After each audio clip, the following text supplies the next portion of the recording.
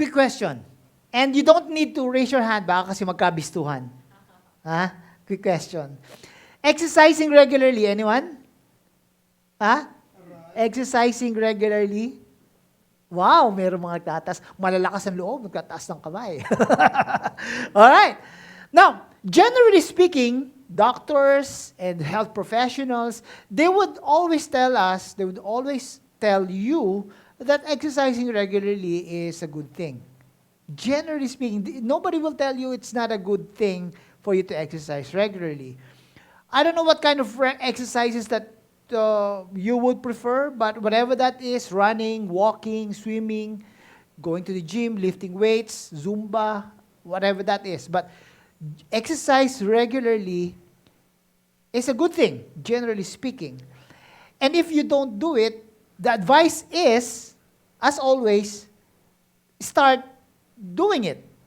Just simple advice na you need to find a way to exercise. Yung sustainable para sa inyo, yung kaya nyong gawin regularly. Which brings me to the keyword, no? Consistency. Dapat maging consistent tayo sa ating pag-exercise. Otherwise, hindi magiging magbe-benefit yung health natin when we are not consistent with what we are doing. Now, that's my goal. That has been my goal. I wanted to be healthy, and that's why I need to exercise.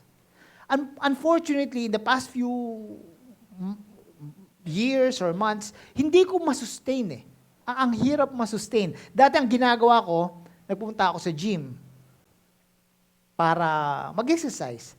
Yun nga lang, yung gym na nag-member kami ni Joy dati, na eventually ako na lang yung naging member, you will have to drive, istansya dito. No? We will have to drive 30 minutes? Kasi may pasok eh. Kapag walang pasok na ganito, 10 minutes lang yan. Pero pag may pasok, may traffic, you will have to drive 30 minutes, lift weights for an hour, and then 30 more minutes going back to our place. So that's 2 hours. And for me being, someone who's really busy with a lot of things going on at church, at family, and work, I cannot afford 30 minutes or 2 hours of downtime. In a way, that's downtime for me. So I try to look for ways to have a sustainable way to exercise. Yun ang kailangan natin gawin eh. Maghanap tayo ng paraan para makapag-exercise tayo na sustainable para sa atin. Some people do it, nag-walk regularly, araw-araw. Yung iba, nag-zumba, nag-yoga regularly. Yung iba, nag-run. Yun, ayoko nang pag tumatakbo, nabubura ko eh. ADHD yan eh. Nabubura ko pag tumatakbo eh. So, recently, about less than 6-7 months ago, I discovered na, teka muna, pwede nga pala. Meron kasi, for those of you, I think most of you here, you've been to our place. So, dun sa tapat ngayon ng unit namin, dun kasi sa community namin, sa riverfront, meron dong lap pool. It's a 25-meter lap pool. Sabi ko, teka muna, pag-aralan ko munang yung mag-exercise using swimming as the primary mode for me to exercise. Kasi, ni-research ko talaga, tingin, wow, isa palang magandang paraan ng pag-exercise, low impact, pero high intensity, hindi ka masyado masasaktan yung katawan mo, pero maganda yung exercise, full body exercise, swimming. No? So, nag-try ako, nagpaturo pa ako sa pamangkin ni Joy na paano ng swimming talaga ng normal. Kasi for those of us who came from the province, alam natin yung langoy aso. Yun ang alam natin, di ba? So, kailangan talaga regular pa tamang stroke ng swimming para maging maganda naman yung epekto sa katawan mo. So, I started poorly talaga. Ang hirap talagang mag-swim ng tama. As in, parang 25 meters, 50 meters, talagang yung heartbeat ko ang taas na talaga. So, that means mga around 30 minutes na exercise, nakakaano lang ako, mga 300 meters, even less, nung first few months. Pero dumating yung time, sabi ko, I need to be committed to doing this. Sometimes, ideally, dapat 3 times a week. That's the ideal, 3 to 4 times a week. Otherwise, walang mangyayari. So, ang hirap, minsan, once a week. Minsan, hindi pa nga nakaka-once a week. Maswerte na yung 2 times a week. Ang saya-saya ko na pag naka 3 times a week na ako noon. Ang saya-saya na. Parang ang laki na na-accomplish ko. So, but in my mind, I need to consistently do this to improve. Para mag-improve ako, kailangan ko talagang maging consistent. So, thank God, there were some people in that group, yung aming tinatawag na early morning batch, mga 5 o'clock, 5:30 batch. Nakwento ko dito one time si Pastor Jean, di ba? Because some of you probably remember that message na naging highlight siya. Isa siya sa mga nagtuturo sa akin, paano ba yung tamang stroke? Paano ba yung breathing techniques? Paano gagawin? To the point na talagang medyo nag-enjoy na ako yung 2 times a week. Nagiging 3 times a week. Yung 3 times a week na yan, naging 500 meters na yung nakukuha ko, hindi ako masyado napapagod na. Kasi tinatry ko talaga na consistently doing that. So ang gagawin ko, gigising ako ng 5 o'clock, magkakaroon ng ritual. 5 o'clock, 5:30, I really need to do it. Kahit na pakiramdam ko, hindi ko kayang gawin. Dahil nakakatamad minsan 5:30. Pero kailangan ko talagang gawin. To the point na talagang consistently alam ko, it's helping me do things rightly when I do it consistently. So I think just recently, ang naging peak nitong parang my desire to do it consistently is last Wednesday. Medyo panahon na ng bagyo nun, di ba? So 5:30, ang lakas ng ulan. Ang lakas ng ulan. Madilim. And so anong isipin ko? Anong gagawin ko? Babangon ba ako? O magsiswim? Babangon ba? O magsiswim? So, because of my commitment, I really wanted to improve. I really want to enjoy what I'm doing. Thank God, I chose to sleep. No. I chose to get up and swim. And nagtatawanan nga kami ng mga nakakasama ko doon. Sabi na, malakas ang ulan, baka mabasa kayo. Sabi niya, mga addict na tayo dito ngayon kasi ang lakas ng bagyo pero nagsiswimming ka pa rin. Pero it shows commitment. Ngayon, praise God, I was able to improve my record, personal record.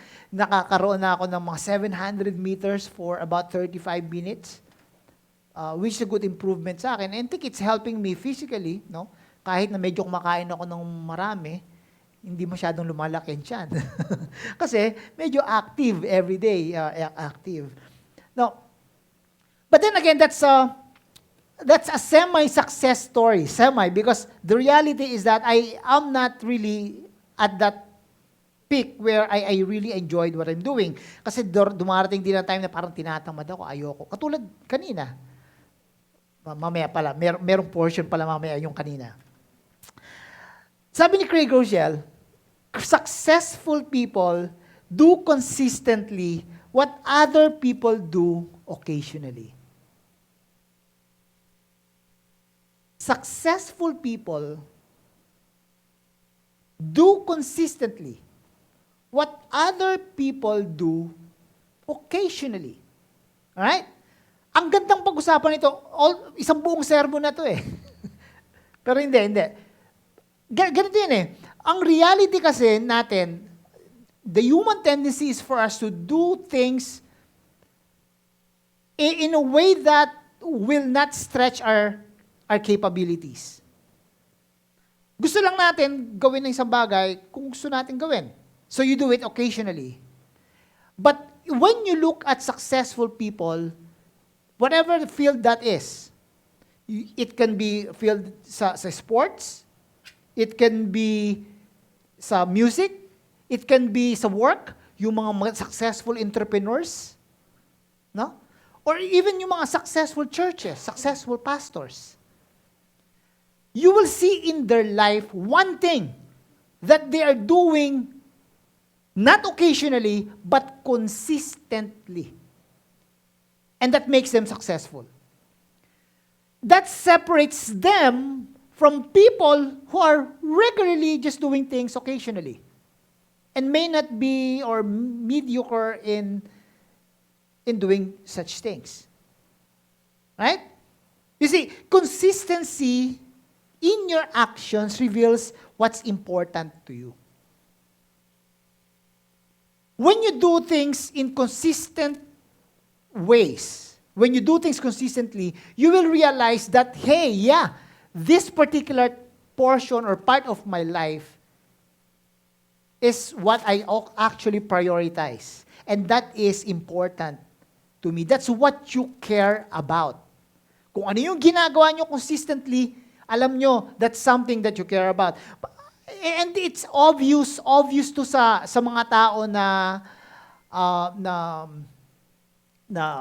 maraming klaseng field. For instance, maraming musicians dito sa atin. Yung ating music team. Tanungin nyo sila, gaano kayo katagal na nag-rehearse? Yeah? If you truly love your craft, you will rehearse hours and hours and hours for that particular craft. No? I was just listening and reviewing some YouTube videos in the past. This week lang na napagdaanan ko. I don't know kung yung mga gitarista, si Mark, kung alam niyo yung Canon Rock na piece na kinumpose nung isang Taiwanese guitarist, si Jerry C. Alam mo ba yun, Mark? Kailangan gawin mo pala to dito next time. Maraming nagsasabi, yung Canon Rock na yon, yung piece na yun, na 5-minute piece, yung ibang mga gitarista, 1 taon na, hindi pa nila natatapos na practicein. Pero kung makikita mo, papanoorin mo yung kanilang end result, yung mga nagko-cover nung piece na yon, you will just be mesmerized by how they actually did it. Ang gagaling nila. And that's just a result of hundreds, even thousands of hours of practice. Ito rin yung mga athletes. We have our Olympics nowadays, di ba? Today, this week, next couple of weeks. Alam niyo yung mga nakikita natin sa Olympics, resulta na lang yon ng hundreds and thousands of hours of practicing their craft. Sabi nga nung isang nabasa ko, for you to master your craft, you need at least 10,000 hours to practice it. Huh? Wow! 10,000 hours? Totoo yun. So, sabihin natin, 10,000 hours for 4 hours a day.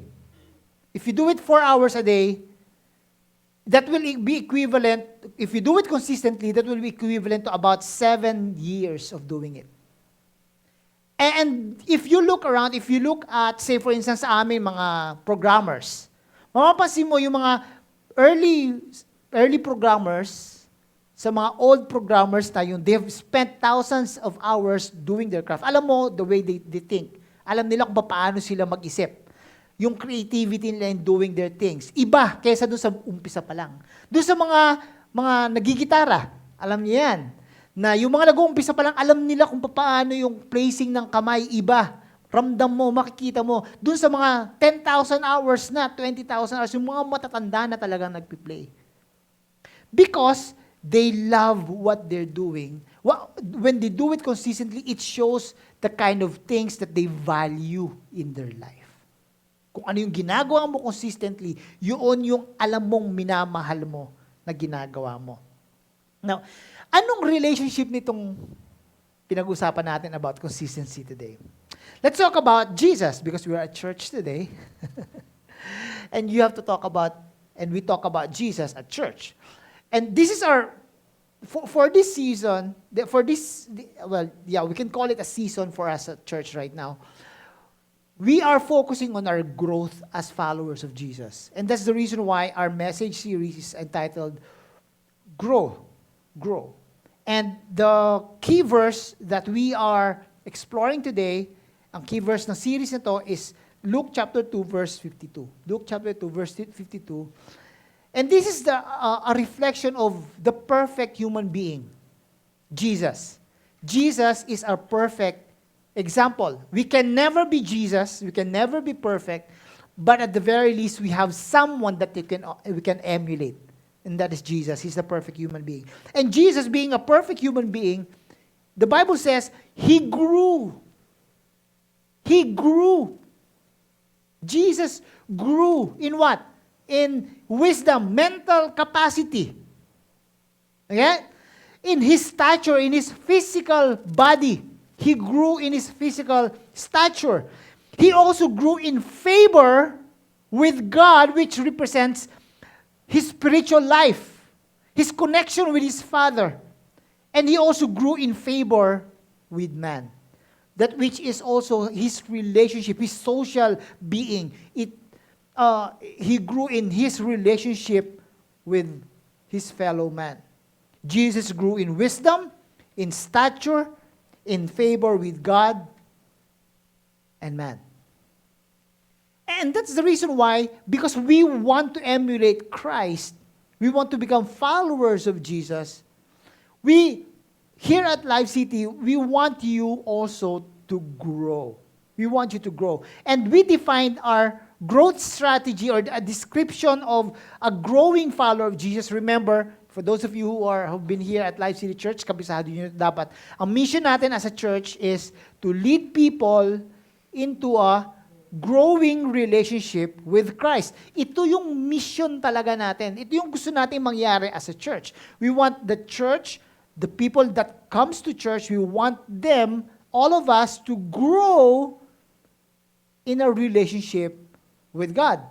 So here's our definition of a growing follower of Christ. A growing follower of Christ, a growing follower of Christ, of Jesus, is someone who is intentionally deepening the relationship with God, continuously becoming more like Christ in character and actions, and actively participating in God's mission to love and redeem the world. A growing follower of Jesus is someone who is intentionally deepening their relationship with Christ, with God, continuously becoming more like Christ in their character and actions, and actively participating in God's mission to love and redeem the world.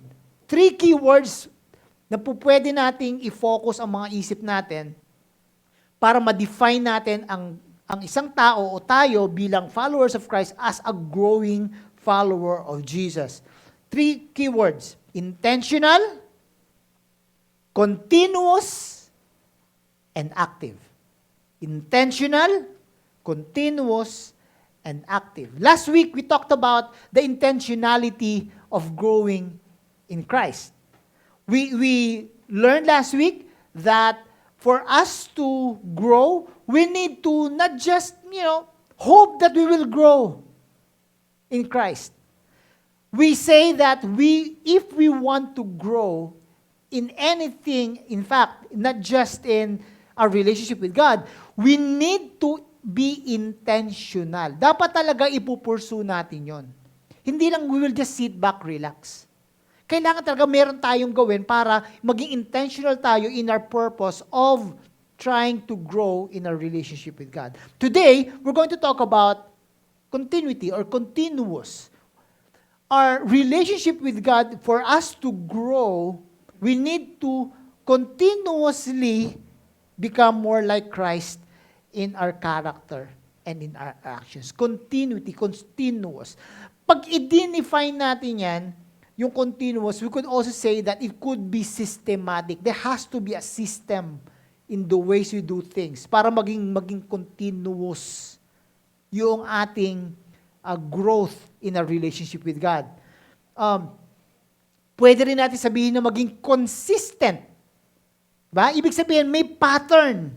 Consistent. Just like what I mentioned a while ago, 10,000 hours could mean, if you want to master your craft, 10,000 hours would mean practicing 4 hours a day for 7 years. Master mo na yung craft mo na yan. Whatever that is, no, music, athletics, it could be your job, your work, no, relationships even. So, you need to if you want to continue in your relationship with, deepening your relationship with God, there has to be a system, and there has to be, and it needs to be consistent. When we look at consistency, pagiging consistent sa mga bagay-bagay na ginagawa nila, we can look at, again, Jesus. Ano yung klase ng consistency na ginagawa ni Jesus na po pwede nating magaya? Paano natin masasabi na si Jesus pala, consistent pala din siya sa mga ginagawa niya, kaya pala naging successful siya sa kanyang ministry dito sa lupa? Let me read for you a few verses sa Luke para ma-realize natin na ito pala yung ginagawa ni Jesus. Luke chapter 5, verse 15 to 16. You see, Jesus during this time, he has become a very popular preacher all over Judea and Samaria. This area na yan. Palaging may mga sumusunod na sa kanya. Ano na siya? Celebrity preacher. Wherever he goes, thousands of people, 5,000 men, sabi nga nila doon sa isang account, which means plus women, plus children, which is for some scholars, around 20,000, in one preaching session. People will gather around 20,000 of them in an open field without microphones. Jesus will preach about the kingdom of God here on earth. Very busy guy. And so, pwede rin natin sabihin na, teka, kung gano'n pala kabisi si Jesus, ibig sabihin, kahit gano'n pala ako kabisi, pwede rin pala na maging consistent din ako sa mga bagay-bagay na na dapat kong gawin. Ito yung pagiging consistent ni Jesus. Tingnan niyo itong verse ito. And when I was reading this, ang ganda dahil may pattern tayo makikita. Sabi dito, yet the news about him spread all the more. So the crowds of people came to hear him to be healed of their sickness. So talagang hinahabol na si Jesus. Hinahabol na siya para magpagamot sa kanya, para marinig ang kanyang mga messages. Ang mga tao na people who are sick, they want to be healed. So they follow Jesus. But here's one thing. It says, but Jesus often withdrew. Napansin niyo yung term na yun? Dati hindi natin, pag binabasa natin mga text, ini-skip lang natin, mabilis Para pansin niyo, sabi, Jesus, he often withdrew. So ibig sabihin, there's consistency in what he's doing. He often withdrew to lonely places and prayed. Even how busy his schedule was, he would often give time to his Father. He would withdraw to lonely places. Yung tipong alam niya na makakapag-concentrate siya.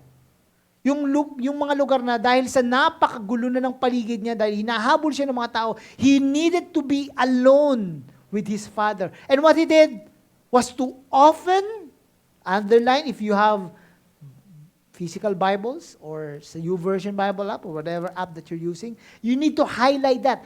Often withdrew to lonely places and prayed. Luke chapter 21, verse 37. It says, each day, that's consistency, what he's doing is teaching at the temple. He's consistent in doing his craft, doing his ministry. Each day, Jesus would be teaching at the temple, and what? Each evening, pasin niyo yan?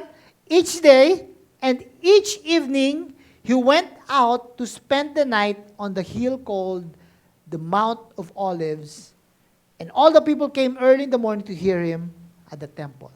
So, meron siyang routine. Each day, he would go in the temple and teach, And then in the evening, he would withdraw to a place called Mount Olives and spend the night there with God, with his Father. So, there's consistency. Ginagawa niya, hindi lang basta-basta niya, gusto niyang, kailan niyang gusto niyang gawin. No, there has to be a pattern, there has to be consistency. Lastly, Luke chapter 22, verse 39. It says, Jesus went out as usual. Kanya yan? Jesus, he went out as usual to the Mount of Olives, and this is the time when he was about to be killed. That weekend, when he is about to die on the cross for all humility, for all humanity, and when he is bothered by the enormity of the things that he is about to carry. Mabigat yung kanyang dinadala. And so what he did was to, as usual, go to the Mount of Olives and be alone. Merong siyang consistency. Consistent siya, si Jesus, sa mga ginagawa niyo. I hope that you're seeing that. You see, we develop habits by doing things consistently. Would you agree? Huh? The habits that you can develop, it only happens, just the next slide na natin. It only happens when you do it on a consistent basis. Kung halimbawa, nagpa-practice ka ng kanta, gusto mong maging excellent sa pagkakanta mo, kailangan pumunta palagi sa videoke bar or videoke sa bahay mo. Kumanta ka ng kumanta. Di ba? Or if you want to develop good, or you say, here's the thing, habits can either be good or bad. Right? Sometimes we form bad habits, but that's not the point. Even if you form bad habits, those bad habits were the product of doing things consistently. Okay? But of course, we want to form good habits, and these good habits can also be formed if you do it consistently. Kung hindi mo gagawin yun consistently, hindi ka makaka-form ng good habits. And here's a good principle. Accountability is consistency's best friend. There are times that you will be tempted to not be accountable. You will be tempted to be not consistent. Right? Kasi tao lang tayo, talagang makakalimot tayo. Or hindi lang makakalimot, we can be overcome by fatigue, we can be overcome by circumstances in life, we can be overcome by negative things that are happening in your life. So, hindi ka maging consistent. But if you have someone you can be accountable with that can remind you, hey, we need to do this. That is the best friend of consistency. You need to be consistent in doing this. So, kailangan mong gawin to. Halimbawa, kanina, nabanggit ko kanina, no? Kasi I wanted to be consistent in my swimming habits, yung lap pool swimming ko. I want to be consistently doing that, not just 3 times, but 4 times a week. Yun na ang nagiging goal ko na. So, MWF, but I want to sneak in, dahil medyo may time pa ako sa Sunday, I want to sneak in a Sunday morning routine. Sunday morning. So, for a couple of Sundays now, I've been able to do it. 5:30 in the morning, I was able to swim Sunday. Kahapon kasi, kagabi, medyo late kami dumating. So, 12 o'clock nakatulog. Inisip ko, 5:30, late na yung, konting oras lang yung tulog ko noon. Pero gusto ko pa rin i-try. So, in-alarm ko, mga 5:45, nag-alarm ako, tingnan ko kung kaya ko mag-swim. 5:45. And guess what happened? Wala. Hindi nangyari. Hindi nangyari, tulog. Kulang sa tulog eh. Hindi natulog. So, na-imagine ko kanina while I was also reviewing my notes, naisip ko, alam nyo, kung siguro meron akong isang coach, for instance, who would say, you know what? You need to get up. Even if you feel like this is something that you cannot do in the morning, you need to get up. You need to be accountable to me. You need to be accountable to me. We need to swim today. That's what I'm sure I can be compelled for good reasons to do it anyway. Correct? Eh, yun ang kahalagahan ng coach, ng buddy, ng someone that you can be accountable with. You can be consistent by having someone that you can be accountable with. You need someone to be accountable for in doing things that you want to do consistently. It happens all the time. It happens all the time. In school, you have teachers. You're accountable to your teachers. In the office, you're accountable to your bosses. So I'm thinking, why not be accountable when it comes to your relationship with God?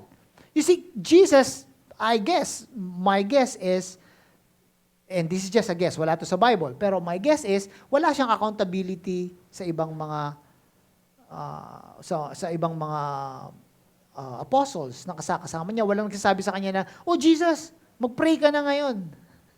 Mag-pray ka na. It's your time to pray. I don't think that's the case. Because he's a perfect human being. But for us imperfect human beings, we need people to encourage us. We need people to guide us in our relationship with God. For us to be consistent in doing things for God.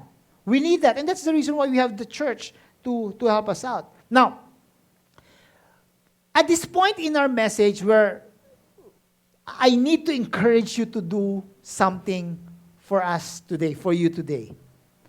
We need to think about, and this is now the time for us to take actions. It's time for us to decide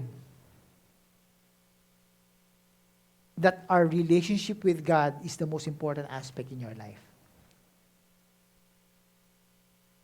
Kasi you see, as I mentioned a while ago,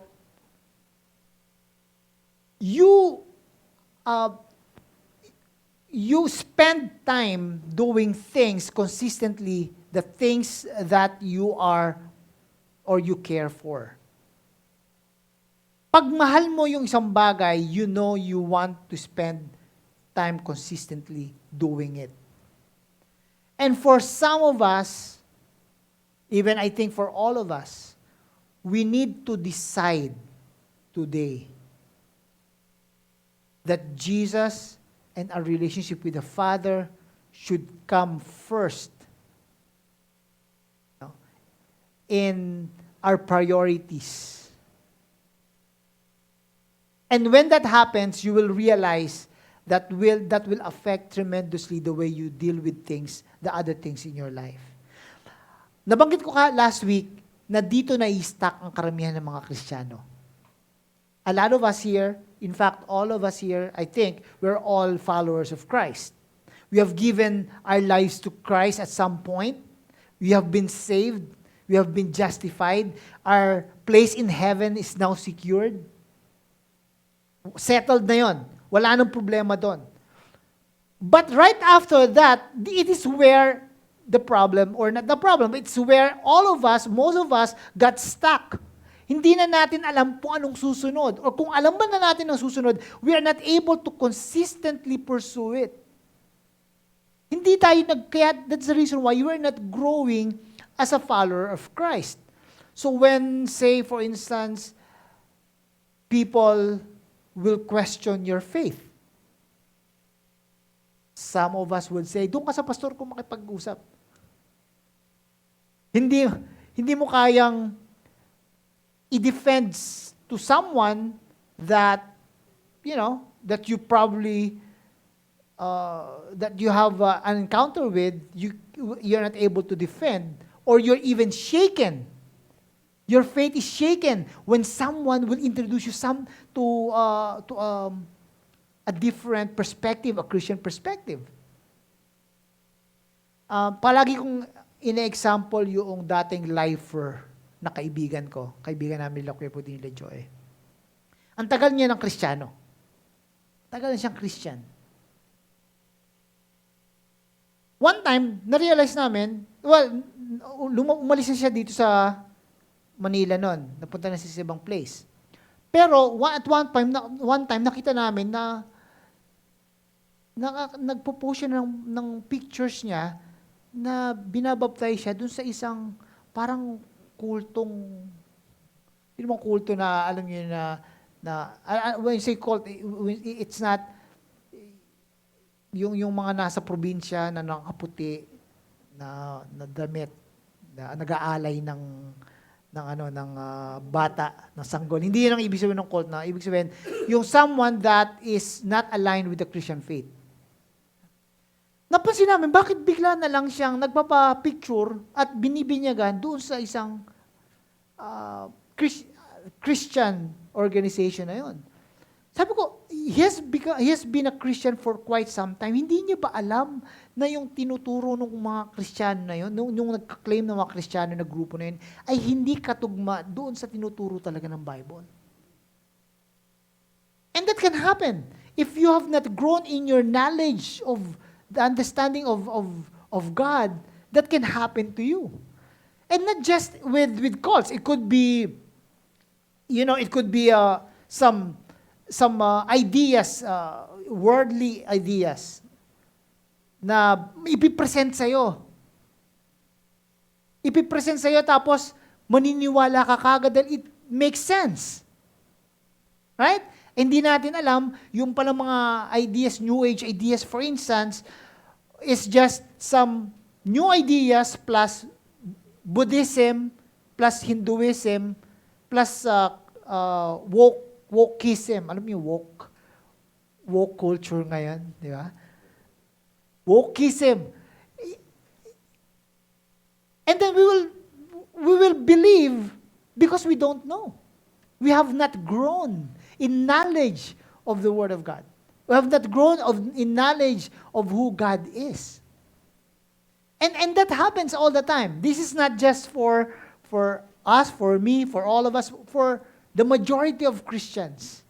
Kasi we get stuck in the sanctification part of things. It's not just in our knowledge, in our relationship with other people. Pagka meron tayong nagiging problema na sa relationships, hindi natin alam kung anong gagawin natin. Because we have not grown in that area of our faith, in our relationships. So, if we want to grow in these areas, we have to decide now. Now, I want you to think about your relationship with God today. And then imagine, where is God, or where is my relationship with God placed in? Yung tinatawag natin na totem pole. Nasaan ang relasyon ko sa Diyos doon sa aking list from 1 to 10?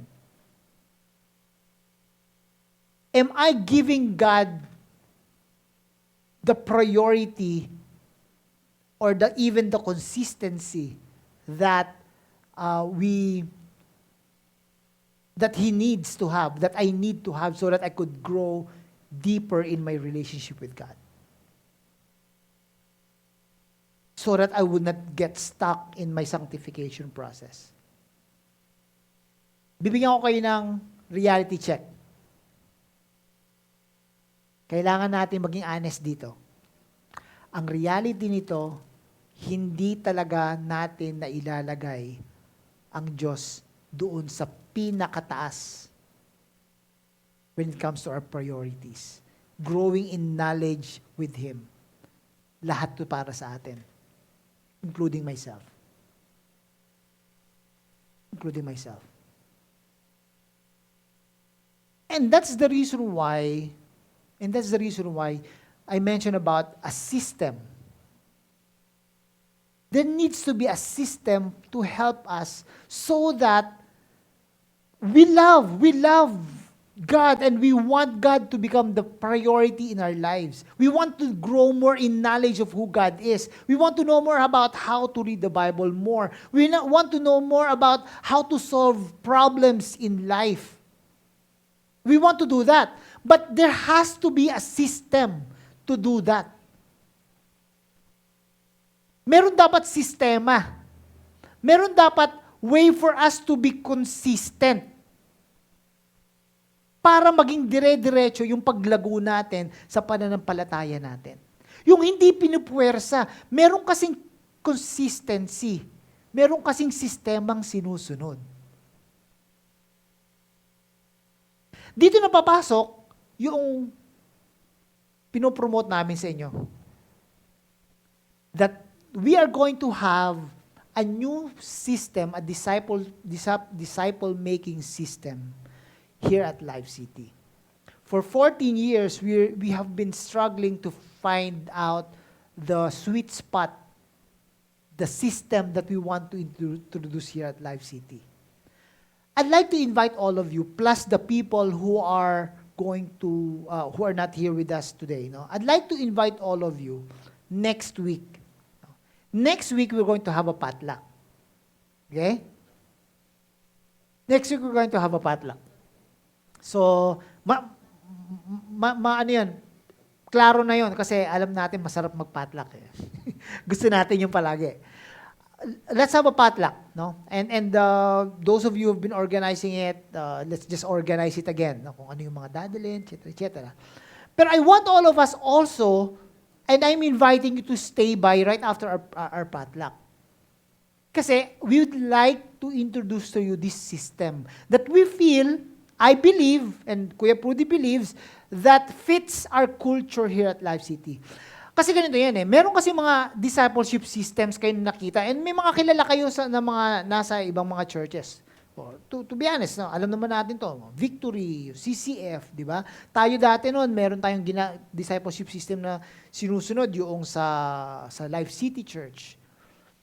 And all of these are good patterns. But eventually, and again, I mentioned this last week, in our frustration to figure out how to grow us as a church, not just in number, but also in our deepening of relationship with God, I kind of sold you to an idea that someone can help us do this. And praise God for Paul's leadership during those times. Paul Gonzalez, alam niyo naman, with his wife Lisa, we were trained as leaders. May mga leaders dito na dati na tinrain on his system.